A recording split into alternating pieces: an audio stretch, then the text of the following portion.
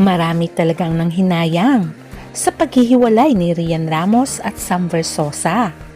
At officially kinonfirm nila ang kanilang breakup as of March 2026, ending their 3-year relationship. Ano kaya ang punot dulo ng kanilang hiwalayan? Ito kaya ay dahil may kinalalaman sa politika? Or hindi kaya dahil nga si Rian Ramos ay di umano into relationship kay Michelle D? Ating alamin.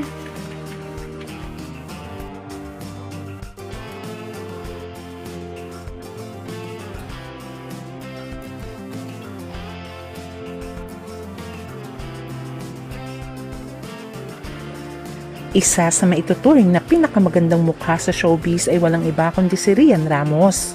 Kaya maituturing din siyang A-lister ng Kapuso Network GMA7. Hindi siya nawawala ng proyekto dahil sa husay niya bilang artista. Mapabida at kontrabida ay kaya niyang gampanan. Samantalang si Sam Versosa ay isang businessman and former member of the House of Representatives of the Philippines.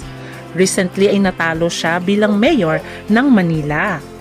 Paano nga ba sila nagkakilala ni Rian Ramos? Kung ating babalikan, unang namataan ng publiko ang relasyon ni Rian Ramos at Sam Versosa na may-ari ng Front Row na magkasamang dumalo at magkahawak kamay sa GMA Gala noong 2022. Although kapartner nga nitong si Rian Ramos at kadate niya si Sam Versosa during the gala ay wala naman silang inaamin. At nung birthday nga ni Rian, year 2022 ay may sweet birthday message na ibinahagi si Sam Versosa. I wish people may know you the way I know you so they can truly appreciate the person that you are. You bring the best in me. Thank you for making me a better person and for making me happy. May all your dreams come true, boo. Ayon pa kay Sam. At noong year 2023 ay nagkaroon ng breakup rumors si Rian at Sam Versosa kung saan sinabi ni Sam na we are in love pero tinatanggap ko we went through a rough patch at kasama ko si Rian in one of my lowest moments. Ayon pa kay Sam. Sa patuloy na pag-usbong ng kanilang relasyon ay lagi silang magkasamang nagta-travel together. At nakikita rin silang kumakain at masaya lamang ang kanilang relasyon. Noong August 2025 ay pinagdiwang ni Sam at Rian Ramos ang kanilang 4th year anniversary as sweethearts. At sabi nga ng mga well-wishers, sana pagdating ng araw ay mauwi na sa totohanan na pagpapakasal. At sana nga daw ay matupad yun dahil bagay na bagay sila. Kaya lamang ang nakakalungkot, noong December 2025 ay napansin ng mga followers na nag-unfollow sila sa isa't isa. Ano nga daw nangyari sa pangako ni Sam kay Rian Ramos? Lagi kong ilalaban yan. Kahit ano pa maging desisyon mo, ilalaban at ilalaban kita.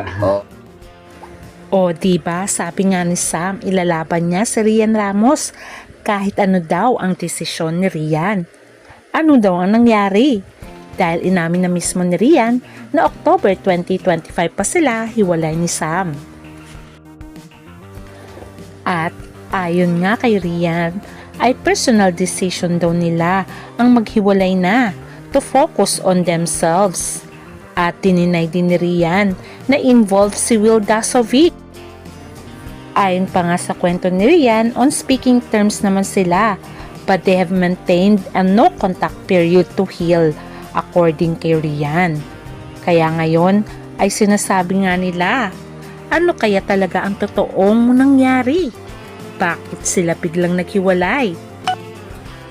Marami din kasing usap-usapan ng netizens na baka daw ginamit lamang ni Sam Versosa itong si Rian Ramos sa ambisyon niya sa politika at na-involve nga din itong si Sam Versosa sa flood control.